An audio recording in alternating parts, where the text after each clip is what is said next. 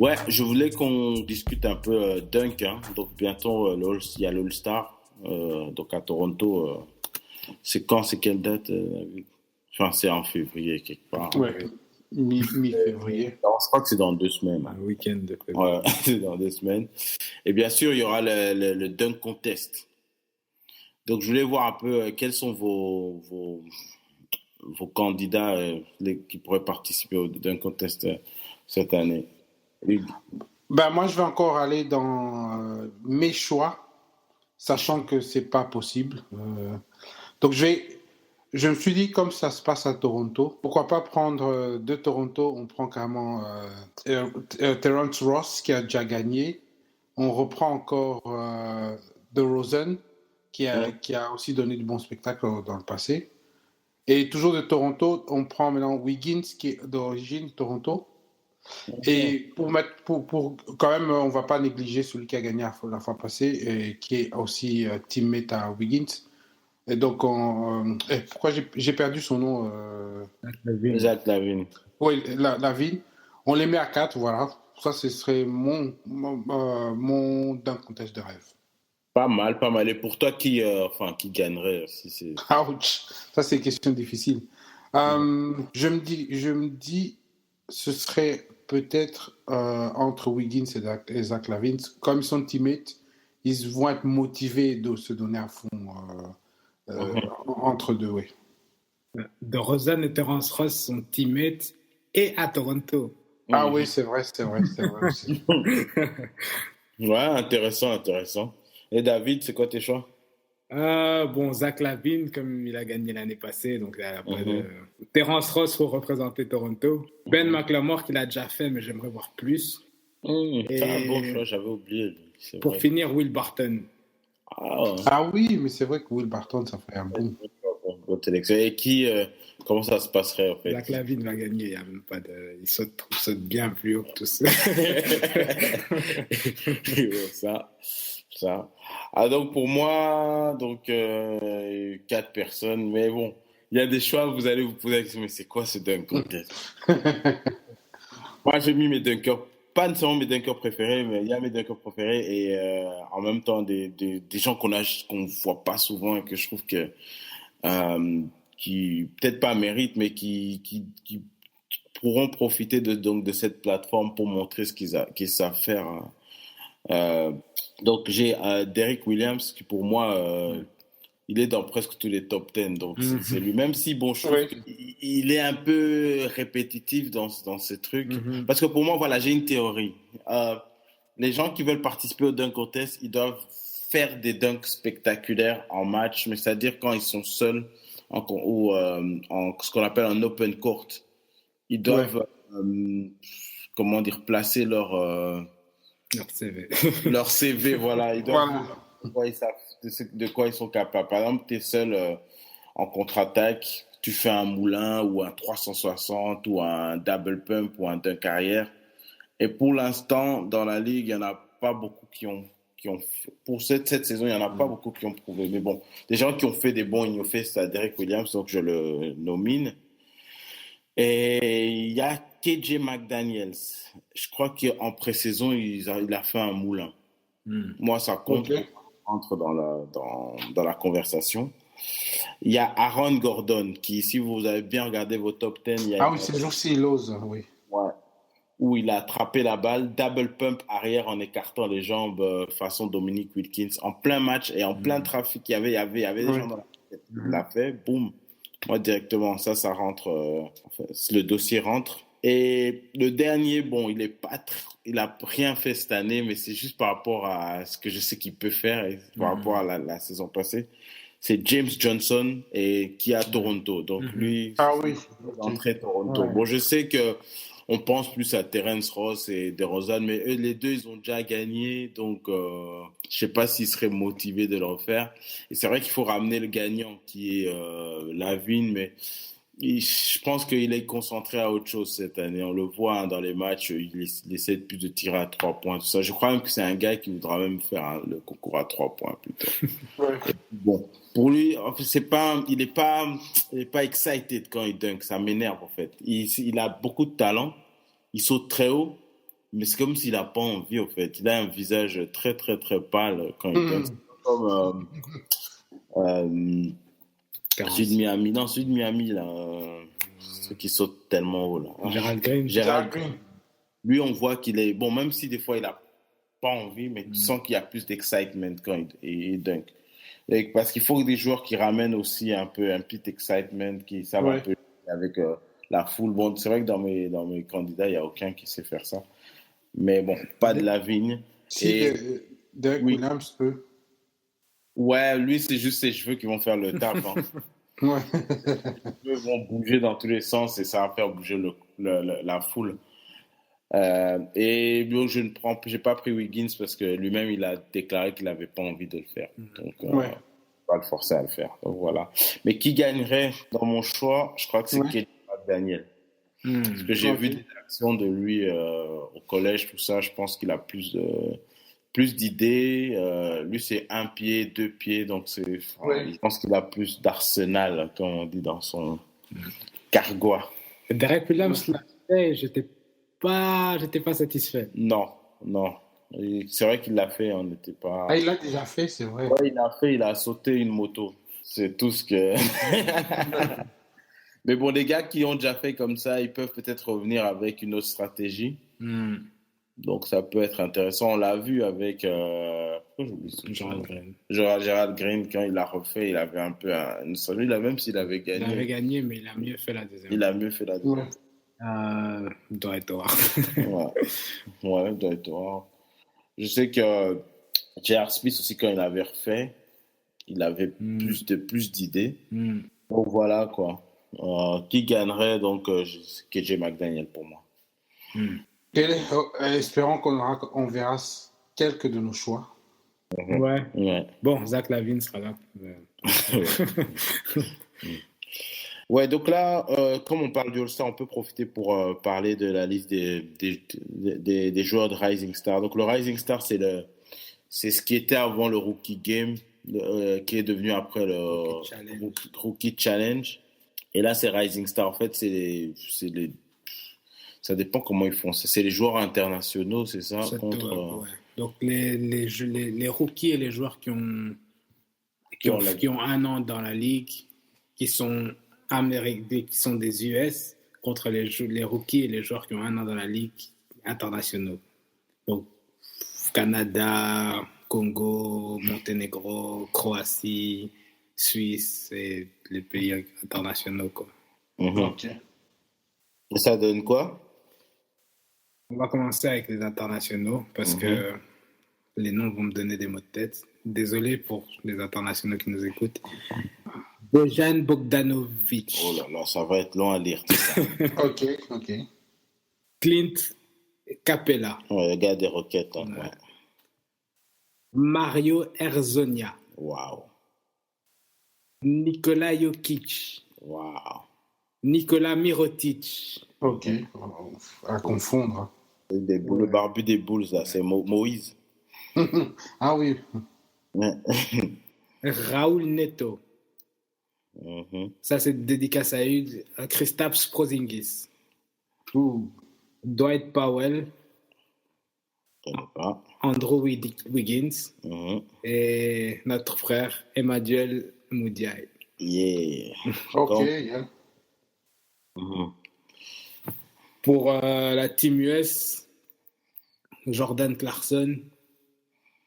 Ouais, pas mal. Le Jazz.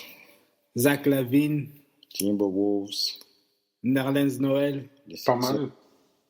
Jahlil Okafor. Sixers. Jabari Parker. Oh, pas mal. Bucks. Elfrid Payton. D'Angelo Russell. Yeah. Pas mal. LA Lakers. Marcus Smart. Et Karl Anthony Towns. Pas mal. Il y a quand même un grand manquant quand même. Qui ça? Des Lakers toujours. Julius Randle. Ah ouais, parce que je pense qu'il n'est pas au niveau des attentes en fait. Mais je sais pas, hein, franchement, c'était le coach. Bon, je vais pas parler des Lakers aujourd'hui. On aura un épisode pour... pincement dans le cœur. Je pense qu'on n'aura pas d'épisode. Ouais, on verra, mais oui, ouais, il manque. Mais je pense qu'il n'est pas, il joue pas, il joue mal en fait. D'accord. Ouais, donc intéressant. Ben, il n'y a pas trop de commentaires à faire. Hein. Je pense que ce sera un match où il y aura, on sait, un dunk, 3 points, dunk, 3 points, dunk. Il n'y aura que ça. Ouais, il y aura que les deux, c'est vrai. Le mid-range, on n'en verra pas. Et MVP, qui sera MVP? Moi, je sais, ça dépend. Si les joueurs internationaux gagnent, ce sera pour Zingis. Ouais. Plein de Hugues. On va parler de lui tout à l'heure, là, parce que je suis pas content. Non, mais tu peux dire ça tout de suite. Hein, je suis pas content, en fait. Le top 10 d'hier, on l'a mis numéro 1, et je suis pas d'accord. Il y avait des meilleures actions. Et c'est comme si j'ai l'impression que la NBA veut absolument nous en mettre plein la gueule avec lui. Il a plongé pour faire sa claquette. Bon, c'est vrai, oui, c'est impressionnant qu'il ait fait une claquette en trafic, mais il n'est pas le seul, quoi. C'est pas le fait que je pense qu'il est plongé, non? C'est ça que... moi, j'ai trouvé ça beau, hein, mais bon. Ben, jusqu'à numéro 1, je suis pas d'accord. Ah, peut-être pas. Mais il y a vraiment une propagande pour Zingis, il ne faut pas rêver. Hein. Perso, je préfère même l'action de Westbrook, là où il venait doucement, hein, il était en train de monter la balle doucement. Il a juste vu un trou comme ça, il est parti au dunk. Et en plus, quand tu regardes le match, parce que j'ai regardé le match, Porzingis, il a eu dur pour défendre sur Durant et Westbrook. Il a eu très dur. Ouais, ça ne se voit pas, en tout cas, dans le top 10. Le truc, c'est que Westbrook n'a pas l'opportunité de jouer aux Knicks. C'est New York, c'est la capitale des médias. Donc... Ouais. Ouais, donc moi je pense qu'il sera MVP hein, parce que justement il y a une propagande Porzingis, Kristaps. Voilà, Porzingis mania. Autre candidat, je pense que Wiggins. Hein. Ouais, soit lui, soit Karl Anthony Towns. Zach Lavine. De l'autre équipe. Zach Lavine, s'il met ses 3 points, il dunk beaucoup. Ouais, parce que et puis c'est un match, on va voir, ils vont marquer à une centaine de points. Ouais. D'ailleurs, j'aimerais que dans un des épisodes prochains, qu'on discute entre Karl Anthony Towns et Porzingis qui sera Rookie of the Year, qui sera le meilleur rookie de l'année. Mais c'est fait en 2 secondes, c'est Porzingis. Je t'ai dit, il y a une propagande pour Zingis. Ouais. Mais perso, je trouve que Karl Anthony Towns, il est bien meilleur. Il est meilleur. Même s'ils ont les mêmes stats, Karl Anthony Towns a un meilleur jeu. Il est plus efficace. Pour un rookie, il joue pas comme un rookie, quoi. Pour Zingis, c'est plus l'effet surprise. Et puis, bon, il a un jeu un peu plus... Bon, toi, tu dis que Karl Anthony Towns est plus complet. Moi, je dirais le fait que l'autre... Et mature aussi. Le fait que Porzingis tire à l'extérieur, ça rajoute un plus. Hein. Ça rentre vraiment dans ce que la NBA veut nous faire, veut nous imposer comme si les stretch four en fait. Tandis que Karl Anthony Towns, il est un peu à l'ancienne. Ouais. Et voilà. Et puis c'est Durant qu'on a entendu parler dire que il trouve qu'un joueur comme Porzingis c'est vraiment rare, c'est comme un unicorn. Ça se trouve pas parce qu'il est 7'3", ça fait combien? Ça fait 2m20. Ouais. 2m20. Qui s'est dribblé, qui s'est tiré. Ça fait un Dirk Nowitzki plus grand, en fait. Ouais. Donc, en tout cas, à voir donc le Rising Star, donc à voir All-Star. Je crois que c'est le vendredi du week-end du All-Star. Ouais. C'est avec ça qu'il démarre.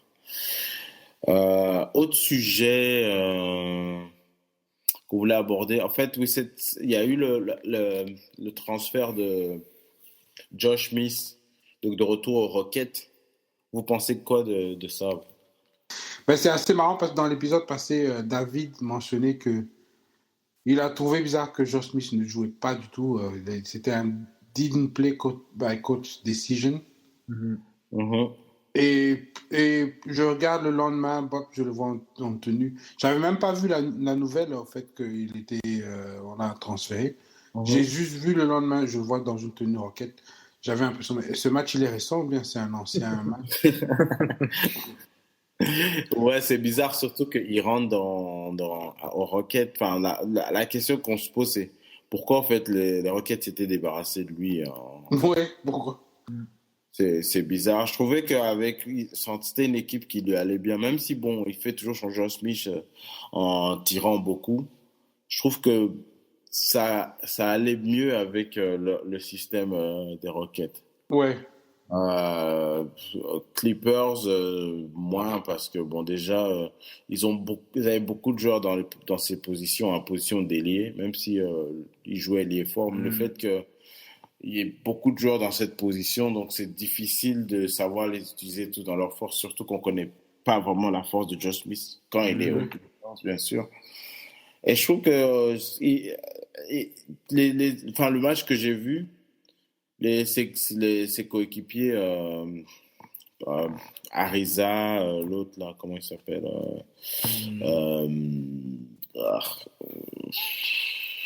bon, bref, ses coéquipiers essaient de ses coéquipiers le cherchaient à chaque fois. Et donc je voyais qu'il y avait plus d'alchimie, en tout cas avec les joueurs des Rockets. Et ça me sont contents qu'il est de retour. En plus, moi je pense que le succès des Rockets de l'année passée, c'était une partie due à Josh Smith, même si c'est surtout au playoff, hein, oui. Ouais. Parce qu'on l'a vu aussi sans Josh Smith et avec, bon, je sais pas s'ils ont continué à gagner cette saison avec lui, mais en tout cas, j'ai vu que le premier match qu'il a joué, j'ai senti que il était à sa place. Et ce que j'ai jamais compris dans le cas de Josh Smith, quand il était à Atlanta, qu'il était free agent, Dwight a tout fait pour qu'il le rejoigne aux Rockets comme sont des amis d'enfance. C'est lui qui a choisi Détroit. Détroit. À Détroit, ça n'a pas marché jusqu'au point où on l'a carrément enlevé de l'équipe. C'est même pas lui qui a quitté, on l'a enlevé de l'équipe en plein milieu de saison. Et les Rockets ont sauté dessus. Mais il ne fait pas longtemps, on envoie aux Clippers pour qu'ils reviennent aux Rockets. Je comprends pas trop bien ce qui se passe en fait. Ouais, c'est bizarre. Donc je viens de vérifier, les Rockets ont 3 victoires de suite. Ah waouh. Donc ça dit quelque chose. Ouais. En parlant de transfert, qu'est-ce que vous dites d'un transfert pour Blake Griffin? Bonne question. Donc là, tu penses qu'aux Clippers, il est inutile, c'est fini. Hein. En fait, les stats indiquent que leur jeu est beaucoup plus fluide et qu'ils marquent beaucoup plus sans Blake Griffin. Blake Griffin ralentit un peu leur jeu. Et ouais, voilà. Ouais. Moi, ma question, c'est, Hugues en avait un peu parlé dans un des podcasts précédents, des épisodes précédents, c'est quand il joue au demi-terrain, par exemple en playoff, quand le jeu est beaucoup plus lent. Ouais, ça c'est vrai. Hein. Quand le jeu est beaucoup plus lent, il faut des scoreurs qui sont un peu plus sûrs parce que tu vas pas nécessairement compter sur les jump shots de Chris Paul ou de JJ Redick à 3 points ou tous ces gars des Clippers qui tirent à l'extérieur. C'est pas des tirs fiables et donc donc tu comptes plus sur un joueur qui peut faire ce qu'on a fait des low post move ou qui a un tir à mi-distance, en fait un scoreur sûr. Est-ce que sans Blake Griffin, tu penses que là pour l'instant ça a l'air bien, mais au playoff quand ils sont une série de 7 matchs et il faut quelqu'un qui mette la balle dans le panier tout le temps. Oui. Et un autre truc avec la NBA de cette saison, le jeu de aller sur les joueurs qui ne savent pas tirer les lancers francs et faire des fautes gratuites. Je crois que cette année, c'est quand même un abus total. Et avec un joueur comme DeAndre Jordan en playoff, tu peux pas vraiment le garder sur le terrain les 5 dernières minutes. Et justement, si tu le gardes pas lui sur le terrain, tu as quand même besoin d'un autre starter solide. Et ce serait Blake, quoi. Mais sinon, mais pour la discussion, si on doit le changer, donc moi pour moi, si on doit le changer, c'est pour amener quelqu'un qui sait marquer des paniers facilement. Oui. Dedans, à l'intérieur. Pas, je dis pas nécessairement dans le low post, mais à l'intérieur de la ligne des 3 points. Donc, comme idée comme ça, moi j'avais. Bon, après, je connais pas l'état des contrats des gens, s'ils sont tradables ou pas tradables, mais moi j'avais comme idée de prendre Greek Freak, celui des Bucks là. Ah, ok, oui, oui. Ouais. J'avais pensé à Jabari Parker, mais pour l'instant, je trouve qu'il n'est pas encore prêt. Je laisse le temps de développer son jeu, mais le Greek Freak, je pense qu'il a un jeu assez développé et je pense qu'il est assez flexible dans le sens où c'est un gars qui rentre, qui sort facilement. Il peut jouer, pour moi, il peut jouer 4-3-2.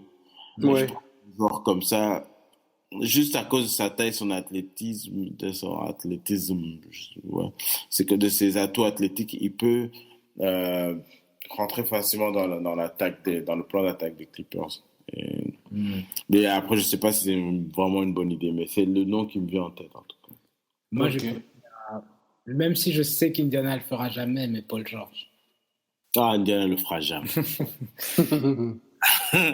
En tout cas, pour les Clippers, pour moi, ce serait l'idéal. Ce serait un joueur qui sait scorer, un joueur qui sait pénétrer, qui sait tirer. Pénétrer, oups. Attends. Qui sait aller au panier. Redis un peu ton mot là. Qui sait pénétrer. Pause. Ouais. Non, donc un joueur qui sait aller au panier, qui sait tirer, qui sait un peu tout faire, qui peut prendre des rebonds, qui peut donc. Ouais. Il comblerait quand même. Ouais, un joueur à playoff, quoi. Playoff, tu peux compter sur lui, qu'il l'attrapera la main chaude. Et même quand c'est des joueurs comme ça, s'ils sont pas chauds, ils vont quand même chercher à aller au panier. Et on sait qu'il y aura des fautes sur eux. Et ça fait rentrer des paniers tout le temps. Blake, je crois qu'il n'a pas encore bien développé justement cette partie du jeu. Ouais, c'est ça. Et aussi, ce qu'il y a, c'est que si leur but est d'essayer de gagner, clairement, avec leur équipe de cette année, ils ne gagneront pas. Que ce soit avec Blake ou pas. Est-ce qu'on préfère faire des changements plus tôt ou de ne finalement pas gagner cette saison et faire des changements plus tard? Ouais, c'est vrai. Mais Hugues, c'est quoi pour toi? Déjà, moi, je serais contre qu'on le transfère, mais si je dois essayer de penser à un joueur, j'en ai vraiment pas en tête. Je vois pas trop non plus. Ouais, mais peut-être si on le bouge pas lui, mais pour que lui il aille mieux dans l'équipe, qui on devrait enlever? Mais voilà, j'ai trouvé un nom, Zach Randolph. J'avais pensé à lui, mais je le trouve un peu trop vieillissant, je pense, non? Et je pense que lui et DeAndre, je pense que la raquette. Parce que DeAndre, c'est pas Marc Gasol, c'est pas un passeur, c'est pas il peut pas. Il est obligé de rester presque à 1 mètre de l'anneau pour être efficace. Ouais, c'est vrai. Ouais, j'avais pensé aussi je viens de penser à Rudy Gay. Oui, c'est vrai. Moi, c'est le joueur idéal. Bien que j'ai pas nécessairement envie qu'il rechange d'équipe parce que il a quand même beaucoup voyagé ces jours-ci. Je pense que pour moi, si le type de joueur qui irait, ce serait un Rudy Gay. Parce que lui, c'est quand même scoré dans toutes les positions. Mais voilà quoi. Sinon, bon, si le monde était parfait, idéal, je donnais des noms comme Chris Bosh, mais il ne faut pas qu'on exagère. Faut pas rêver non plus. Quoi. Chris Bosh, il y a des gars comme ça, tu les mettrais, ça changerait directement tout. On dirait un Chris Bosh, un Carmelo, ça, on va pas parler de, puisqu'on sait que. Ouais, ça, c'est dans nos rêves. Quoi. Ouais. Mais par contre, comment il s'appelle Je dois juste retrouver son nom. Il était à Toronto, il est maintenant aux Celtics.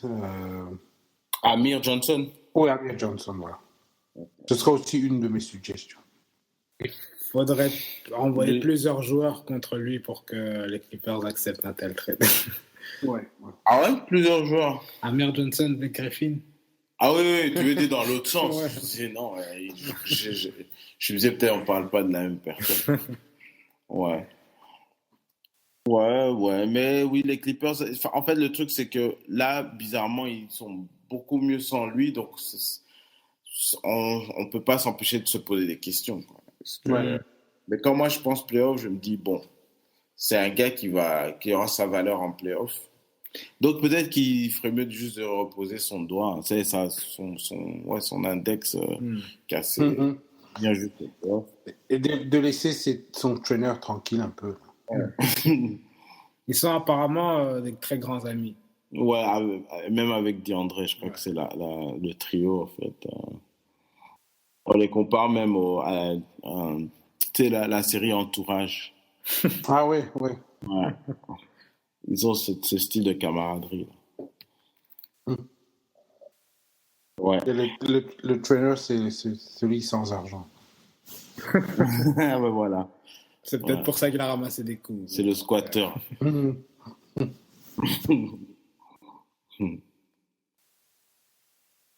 Ouais, donc on a peut-être fait le tour. Est-ce qu'il y a un autre truc dont on n'a pas mentionné Non, de peur de faire encore un podcast trop long, moi, ça va, je m'arrête là. On va être sage et s'arrêter là. Ouais. Donc oui, j'avais bien sûr la question existentielle. Bon, ça va être une édition spéciale de la question existentielle parce que c'est une question. Je me suis ça a tellement fait le tour dans ma tête que je pense même en faire un script pour un film et vendre mon idée à Pixar. Wow. Donc ma question c'est la suivante. C'est une longue question. Quand on fait la lessive, on lave nos chaussettes. Wow. Pourquoi la deuxième chaussette disparaît souvent? Pourquoi? Donc on sort les chaussettes, il y en a une qui a disparu. Et on sait très bien qu'il n'y a pas de trou dans la machine. Donc où est-ce qu'elles vont? Donc c'est ça un peu que j'aimerais bien vendre cette idée à Pixar, comme ils ont fait un peu Toy Story et comme ils ont fait Monster & Company. Où il y a un monde, il y aura peut-être un monde parallèle. Dans la machine, il y a une porte vers un autre monde des chaussettes. Donc voilà, le titre de mon film serait le monde de la chaussette perdue. Voilà, toutes les chaussettes se retrouvent. Voilà, toutes les chaussettes se retrouvent. Maintenant, l'autre paire qui est dans notre monde, disons, ce sera un des héros, une chaussette qui doit tout faire pour retrouver sa paire, en fait, dans le monde de la chaussette perdue. Ce serait une bonne idée, en fait. Pixar, si vous m'écoutez, c'est pour ça que c'est bien un podcast, parce que là, j'ai bien enregistré mon idée. Donc, si jamais vous voyez un jour un film, Le monde de la chaussette perdue, vous savez que l'idée vient de moi. Et de toute façon, c'est enregistré. Il y a même le jour, l'heure et tout ça. Donc, je pourrais les traduire en justice. Voilà pourquoi j'aime bien acheter plein de chaussettes qui sont les mêmes. Comme ça, quand elles se perdent entre elles, je peux combiner, quoi. Je prends la chaussette d'une de. C'est vrai. D'ailleurs, j'ai vu que, je sais pas si c'est une mode, mais maintenant les gens mettent des chaussettes différentes. Je me dis, bon, c'est peut-être une mode, ils n'ont pas eu le choix, en fait. À ce moment, ils se sont dit, voilà. La chaussette. Bon, on met une chaussette verte et une chaussette bleue. Tant pis, personne ne va remarquer. De toute façon, on est en hiver, on lève pas le pantalon. Voilà. Ouais. Donc voilà, c'était B-Ball Bros épisode 3. Donc on vous reverra la semaine prochaine. Et n'oubliez pas de subscribe, de vous abonner. Si vous avez des questions ou des sujets que vous voulez qu'on aborde, écrivez-nous à lifeandbasketball@gmail.com. Et à la prochaine. Bye. Ciao. Ciao.